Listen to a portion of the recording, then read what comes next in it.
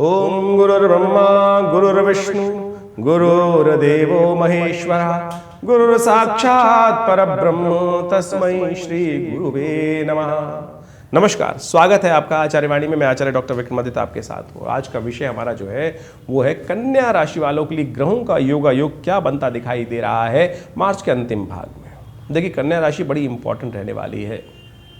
कन्या राशि के स्वामी बुध हैं और बुध परिवर्तन की तरफ जा रहे हैं मार्च के अंतिम भाग में। बुध सबसे क्षीण हो गए थे, अपने सबसे क्षीणस्थ राशि के अंदर चले गए थे। मीन राशि में बुध जाके कमज़ोर हो जाते हैं, बहुत कमज़ोर हो जाते हैं। और ऐसे में सूर्य के साथ उनका जो योग बन रहा था वो भी प्रलयंकारी था। और ऐसे में जो विशेष तौर पर परिवर्तन का योग बनेगा, शुक्र अब बृहस्पति के साथ चले जाएंगे आगे, शक्ति से थोड़े से इम्प्रूवमेंट आने के योग बनेंगे। हालांकि आपकी राशि के अनुसार से अष्टम भाव में जाएंगे और अष्टम भाव में बुध का योग बहुत ज़्यादा फ्रूटफुल तो नहीं होता है, लेकिन शक्ति तो संपन्न होगी। कृष्ण के आपके राशि के स्वामी जो है उनमें ताकत तो आएगी बृहस्पति के साथ जाकर, वो आपके लिए अच्छी बात दिखाई देती है। लेकिन आपकी राशि में ग्रहण लगने वाला है साहब। जी हाँ, चंद्र ग्रहण आपकी राशि में लगने वाला है और ये आपको बहुत ज़्यादा समझ के काम करने की ज़रूरत है। ऐसे में पूरे विश्व में योग बन रहा है, वो भी बड़ा विचित्र बन रहा है। शनि और राहु की, शनि और मंगल की युति है, सूर्य और राहु की युति चल रही है, साथ में ग्रहण। तो ये दिखाई देता है कि विस्फोट योग, विशेष तौर पर ग्रहण योग, ये प्रलयंकारी योग, ये साथ साथ बनता है अशांति का योग, अनहोनी का योग। ऐसे में जहाँ जहाँ ग्रहण दिखाई देगा, जहाँ जहाँ ग्रहण की छाया पड़ेगी, वहाँ पर आने वाले समय में कुछ ना कुछ कष्ट होने के योग बन सकते हैं। सावधान रहते हुए कार्य करने का प्रयास करना चाहिए। अच्छी बात यह है कि भारत में ग्रहण नहीं पड़ रहा है। यूरोप में, अफ्रीका में, अमेरिका में, कनाडा में, इन सब क्षेत्रों में ग्रहण का प्रभाव रहेगा। तो ऐसे में वहाँ के क्षेत्र के लिए स्थितियाँ अच्छी नहीं रहेगी। तो ऐसे में ध्यान रखते हुए कार्य करना चाहिए। तो ऐसे में सिलसिलेवार तरीके से समझ लें ग्रहों का योग आपके लिए क्या दिखा रहा है। 21 मार्च की यदि हम बात करें तो उस दिन विशेष पर ग्रहों का योग जो है वो विशेष तौर पर द्वादशी दिखाता है और साथ साथ बृहस्पतिवार का अवसर है। कर्क राशि में चंद्रमा का योग बन रहा है। ये आपके लिए लाभ की स्थिति प्रशस्त करता दिखाई दे रहा है। आपकी मेहनत का फल आपको मिलने के योग बनते दिखाई देंगे। बस थोड़ा सा ध्यान ये रखना है कि शत्रु पक्ष थोड़ा हावी ना हो। शत्रु पक्ष अननेसेसरी थोड़ी सी एंजाइटी बढ़ाने के योग दे सकता है। उनके मन में आपके थोड़े से भय, अशांति, हाँ ना की स्थिति परेशान कर सकती है। उसके लिए थोड़ा सा ध्यान रखने की ज़रूरत है। बृहस्पतिवार का अवसर है, भगवान विष्णु का पूजन करें, पीली चीज़ों का दान करें और हो सके तो केले का पूजन भी कर लीजिए। ये सुंदर उपाय हैं, इनको कर कर ग्रहजन के दृष्टिकोण से परिवर्तन लाने की स्थिति बन सकते हैं। जब थोड़ा सा स्थिति हमारा बुद्धि काम ना कर रही हो तो हमें क्रिएटिव व्यक्तियों का साथ लेना चाहिए, बुद्धिवजन व्यक्तियों का, गुरुजन का साथ लेना चाहिए, कंसल्टेंट्स का साथ लेने का प्रयास करना चाहिए। बृहस्पतिवार का अवसर है, ये सब उपाय ही हैं, इनको करने का प्रयास कीजिए, अच्छा रहेगा। 22 मार्च की ग्रह गणना दिखाती है विशेष तौर पर त्रयोदशी का अवसर है और त्रयोदशी शुक्र युक्त है, तो शुक्र प्रदोष का योग बन गया है। सिंह में चंद्रमा का परिवर्तन होगा। सुबह 3 बजे के आसपास चंद्रमा 12वें भाव में चले जाएंगे। रहेंगे तो बृहस्पति के सामने, लेकिन आने और जाने दोनों के योग बनाते हैं। धन लाभ की स्थिति बनाते हैं, खर्चों की स्थिति बनाती है। यदि खर्चों को आपने कंट्रोल कर लिया तो लाभ की स्थिति बना लेंगे। यही कंडीशन बनती दिखाई दे रही है 2-3 दिन के लिए। प्रदोष का योग है। ऐसे में समस्त दोषों को मुक्त करने के लिए देखिए, शास्त्र कहता है अवश्य में वो भुक्तव्यम कृतम कर्म शुभाशुभ। हम जीवन में जो कुछ भी भोग रहे हैं हमारे ही कहीं ना कहीं पूर्व अर्जित कर्म है, उन्हीं के कारण से हम प्रारब्ध में दिक्कत आने के योग बनते हैं हमारे जीवन में जो। तो ऐसे में उनको हम ठीक करने का प्रयास कैसे कर सकते हैं, समझ कर सकते हैं। तो हमने कहा आपकी राशि के अनुसार से धन आने और जाने दोनों के योग है, तो लीकेज बंद करें, कंट्रोल करने का प्रयास कीजिए। यदि हम करेंगे तो बहुत चीज़ों को ठीक कर सकते हैं। आवन को बढ़ा सकते हैं, जावन को घटा सकते हैं। ऐसे में एक बात का और ध्यान रखिएगा, अश्लेषा और मघा नक्षत्र का योग है। 21 और 22 तारीख को अश्लेषा, 21 को अश्लेषा, 22 को मघा नक्षत्र है। ये मूल नक्षत्र हैं, गणमूल के अंतर्गत आते हैं। ऐसे में जिनकी मूल शांति नहीं हुई है और इन नक्षत्रों में जन्म है जिनका, तो उनको मूल शांति अवश्य करा के अपने मूल शांति करते हुए अपने ग्रहों के प्रभाव को बढ़ाने का प्रयास करना चाहिए। अन्यथा शुभ ग्रहों का प्रभाव होता ही नहीं है, कभी होगा कभी नहीं होगा, क्योंकि मूल शांति नहीं हुई है। तो ये बाल्यकाल में इसलिए व्यवस्था है कि जो इन दिनों में ज़्यादा जन्म ले रहे हैं उनके माता पिता को अवश्य 27 दिन तक 1-1000 मंत्र नित्य जप कर मूल शांति करा लेनी चाहिए। ये हमने देखा है। नहीं तो जीवन पर्यंत फिर व्यक्ति को पता चलता है बाद में, बड़े भाग्य मानुष तन पावा। फिर क्यों ये कष्ट खाने के योग बन रहे हो, तो बड़े भाग्य से मनुष्य का जन्म मिला है और फिर ये कष्ट भोगने के लिए नहीं है, ठीक करने के लिए वैज्ञानिक तरीका है। ज्योतिष के माध्यम से अनुसंधान शोध करके ज्योतिषकर्ताओं ने ये व्यवस्था निकाली अनादिकाल में, तो इसका लाभ लेते हुए कार्य करें तो अच्छा रहेगा। 23 मार्च का दिन त्रयोदशी, उस दिन उदय तिथि के रूप में दो घड़ी के लिए विद्यमान रहेगी। शनिवार का अवसर रहेगा। ग्रह गणना आपके लिए यदि आप खर्चे कंट्रोल कर लेंगे तो अनुकूल होती दिखाई दे रही है। तो तो ऐसे में शनि को मनाएं, सदा सुख पाएं। शनि महाराज जो हैं आपकी राशि के अनुसार से जो चल रहे हैं, वो विशेष तौर पर ग्रहों का योग बना रहे हैं, वो आपके लिए थोड़ा सा कहीं ना कहीं कष्ट देने के योग बना सकते हैं। तो ऐसे में शनि को ठीक करना ज़रूरी है, और शनि को ठीक करेंगे हनुमान जी, तो हनुमान जी को विशेष तौर पर उनको चोला चढ़ाइए, हनुमान जी का पूजन कीजिए। तो कन्या राशि वालों ये उपाय अच्छा है, कर सकते हैं। आपका हींग लगे ना फिट के रंग चोखा होने का रास्ता बना सकता है। 24 मार्च का दिन बड़ा शुभ है, बड़ा कल्याणकारी है, कष्टों को दूर करने वाला दिन है। वर्ष में एक ही ये दिन आता है, यदि एक उपाय कर लें तो कहा जाता है अलाय बलाएं दूर हो जाती हैं। उस दिन चतुर्दशी तिथि उदया तिथि के रूप में विद्यमान है। शाम को पूर्णिमा का आगमन हो जाएगा, रविवार का अवसर है। कन्या में चंद्रमा परिवर्तन की तरफ जा रहे हैं। दोपहर के बाद चंद्रमा विशेष तौर पर लग्न में आ जाएंगे, आपकी राशि के अंदर आ जाएंगे, और ये आपके लिए बहुत महत्वपूर्ण रहेगा। नए विचार, नई शक्ति का संचार करने की योग बनाएंगे। बस गुस्से को कंट्रोल कीजिएगा।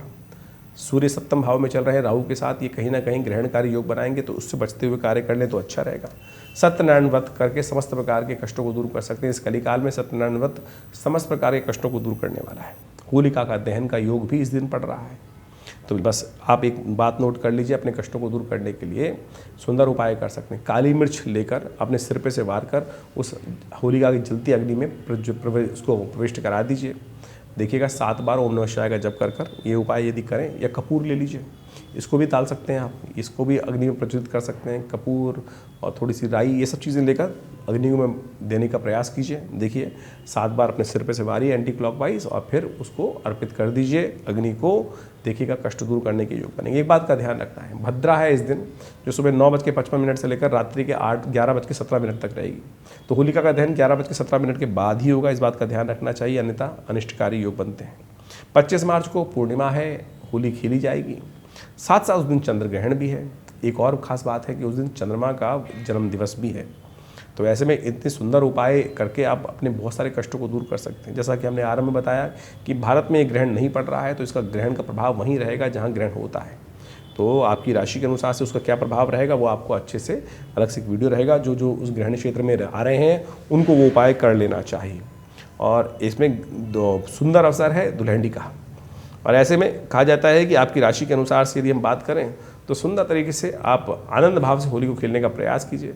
सबसे पहले होली भगवान के साथ खेलेगा, स्नान इत्यादि कर कर निवृत्त होकर भगवान के साथ सुंदरता से पूजन कर कर फिर होली का सुंदर पर्व भगवान के साथ मनाएं। भगवान को तुलसी दल अर्पित करें। भगवान को विशेष तौर पर सोमवार का अवसर है, भगवान के साथ थोड़ा सा उनको पंचामृत बनाकर उनका विशेष तौर पर भगवान का उनका स्नान कराएं भगवान कृष्ण को, और फिर उनके ऊपर थोड़ा सा अबीर पुष्प सबसे भगवान को होली खेलकर। एक बात का और ध्यान रखिएगा, ये योग बनता है विशेष तौर पर बहुत सुंदर। ऐसे में कहा जाता है कि जिस मनोभाव में रहोगे वैसा प्रभाव, क्योंकि होलिका का दहन हो चुका है, आपके सब कष्ट दूर हो चुके हैं। होलिका में आपने अग्नि प्रवाहित कर दिया है, सब कुछ करके प्रज्वलित करके।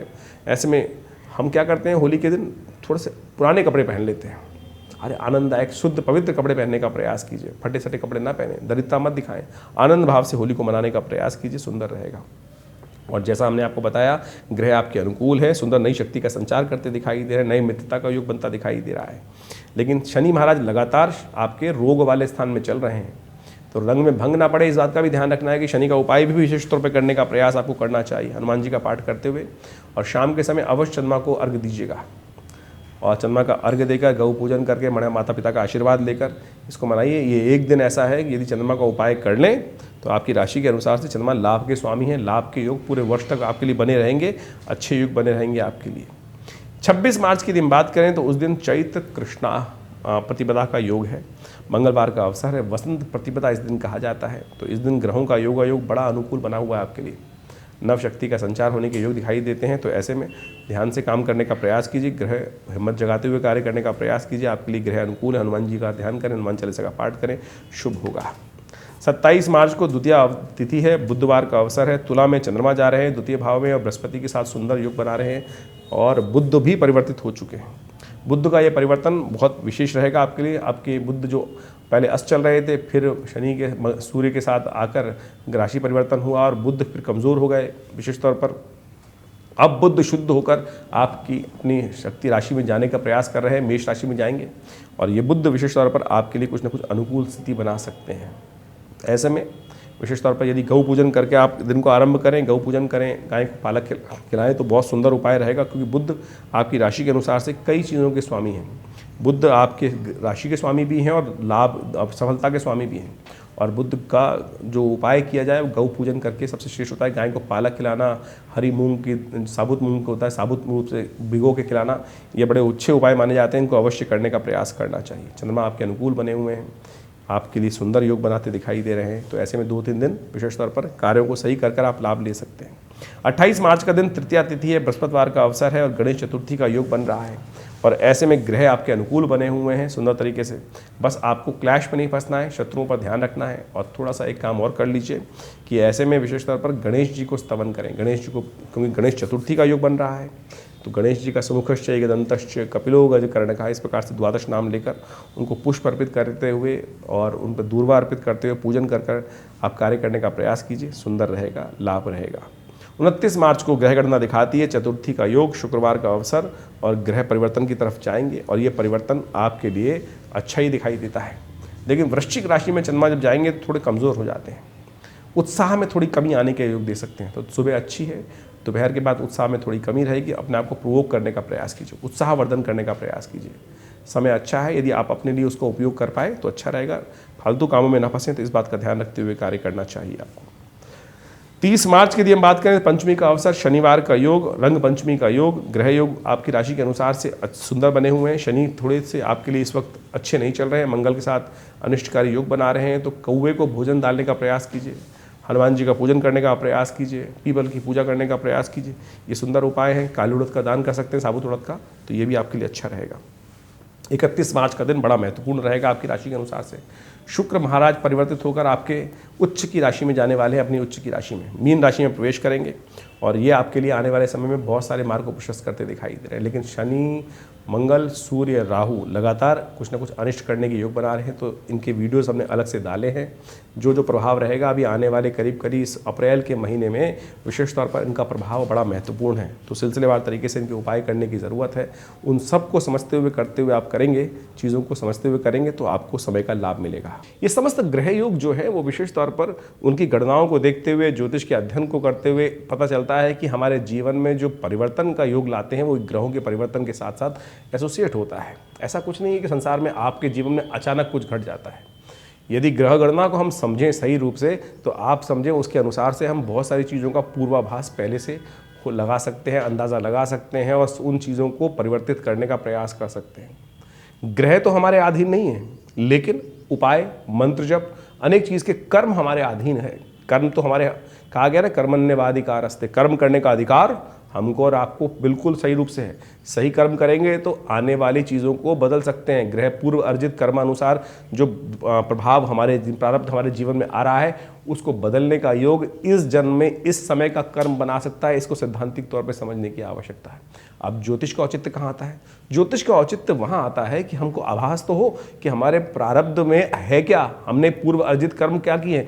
तो ये चार्ट जो है जन्म पत्रिका आपके जन्म के अनुसार जो बनता है, वो बताता है आपके जीवन में हमने कौन से कर्म किए हैं, उसका प्रभाव लेकर क्या निष्कर्ष हमारे जीवन में हमारे इस जन्म में हमको प्राप्त होने के योग है। जब जन्मपत्री बनाते वक्त दशा निकाली जाती है तो उसमें भुक्त भोग काल आता है कि कितना भोग चुके, कितना भोग बाकी है। तो उन सब चीज़ों को समझते हुए यदि आप कार्य करेंगे तो बहुत सुंदर रहेगा।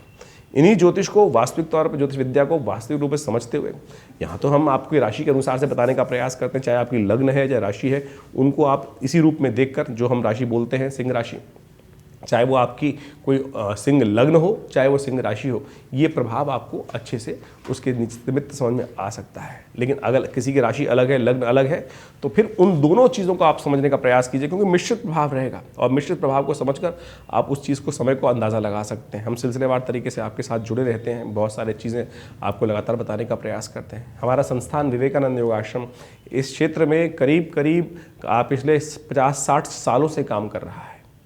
और हमारी परंपरा से, अब जिस परंपरा से हम आते हैं, आचार्य केशव देव जी के ने इस परंपरा को आरंभ किया आज से करीब 60-70 साल पहले। और तब से ये आश्रम, यहाँ विवेकानंद योग आश्रम दिल्ली में जमुना पार क्षेत्र में कार्य कर रहा है। बहुत सारे शोध चलते हैं यहाँ पर, योग, प्राकृतिक चिकित्सा, आयुर्वेद और बहुत सारी चिकित्सा पद्धति पर भी कार्य किया जाता है। यज्ञ विज्ञान के ऊपर कार्य किया जाता है, मंत्र विज्ञान के ऊपर कार्य किया जाता है, भारतीय वेद संहिता के ऊपर बहुत सारे कार्य करके हमने निकाले। करीब 50 से 60 पुस्तकें भी हमारे आश्रम के द्वारा, हमारे द्वारा प्रकाशित की गई हैं विभिन्न पराविद्याओं पर। मृत्यु के बाद जीवन कैसे, प्रेतात्माएं यदि परेशान कर रही हैं तो उनको कैसे ठीक करें, मंत्र विज्ञान कैसे कार्य करेगा, स्वास्थ्य के दृष्टिकोण से कैसे मंत्र अनुष्ठान के द्वारा आप अपनी समस्याओं को दूर कर सकते हैं। ये सारे बड़े महत्वपूर्ण विषय हैं और इनके ऊपर हमारा संस्थान पिछले लंबे समय से कार्य कर रहा है।